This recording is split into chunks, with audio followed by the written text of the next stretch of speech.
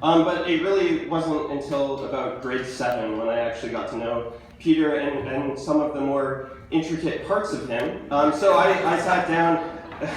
Sorry. I'm ad-libbing here.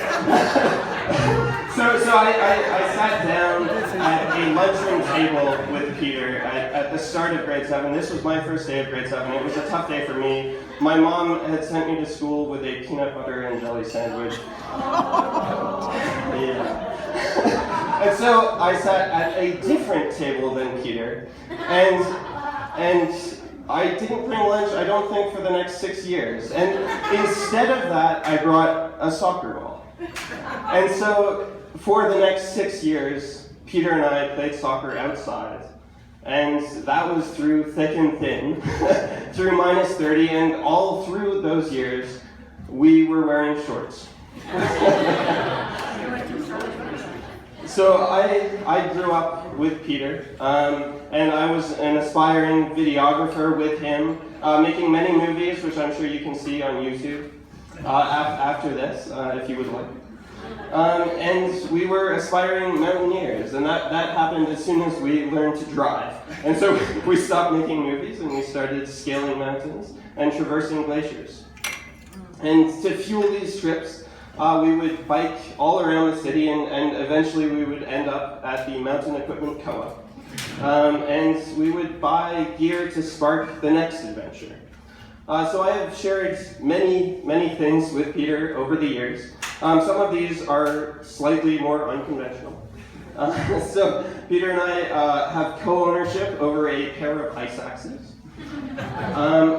We shared a single spot on a soccer team.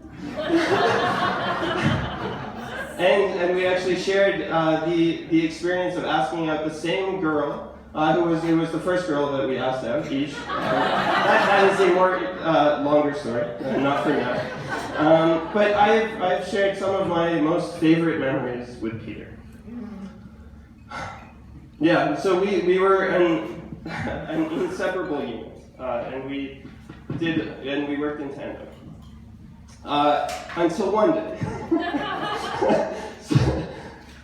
So I have this distinct memory of Amanda walking back in an ecology class, and so Peter and I, usually whenever anyone would talk to us, they would talk to us. And it would be to both of us together, and we would answer in tandem, in triplicate, but not this time. So Amanda looked straight past me, and she talked to Peter alone. And that was tough.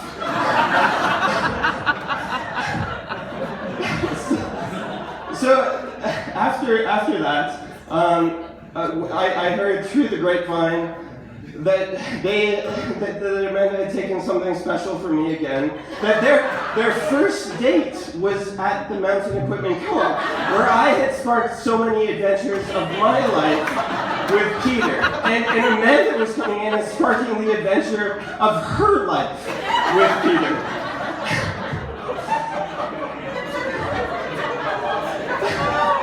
And so I had to have a conversation with Amanda, and Amanda is extremely courteous, and so I asked her to leave the country. And so as you heard, she went to Germany at my request, so that I could transition.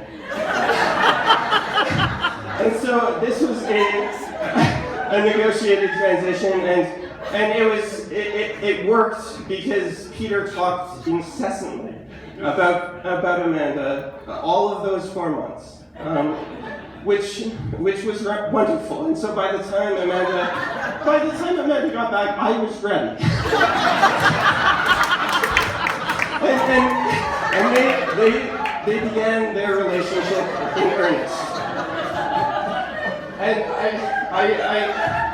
I really think that we saw a reflection of their relationship in the vows that they said today, and when Peter said he loved Amanda so damn much, that was amazing. And I think that is quite great.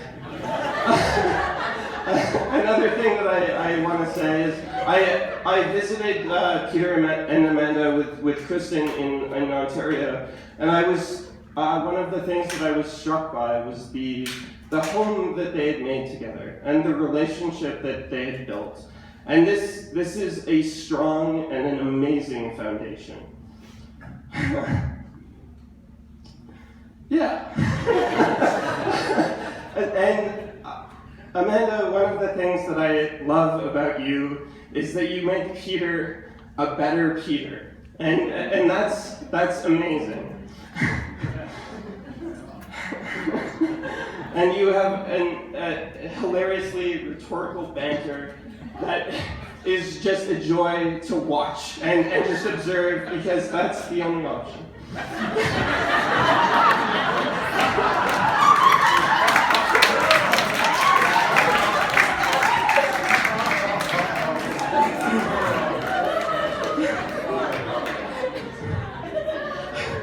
Pieter, you have always been a role model to me.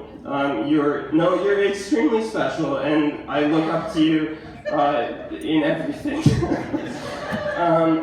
But Pieter and Amanda, I think you are a role model to all of us. And you share a perspective on happiness, on love, and on life that is intricate and is intertwined.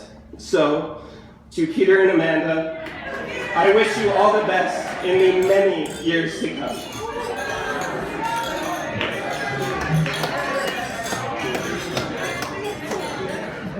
I did.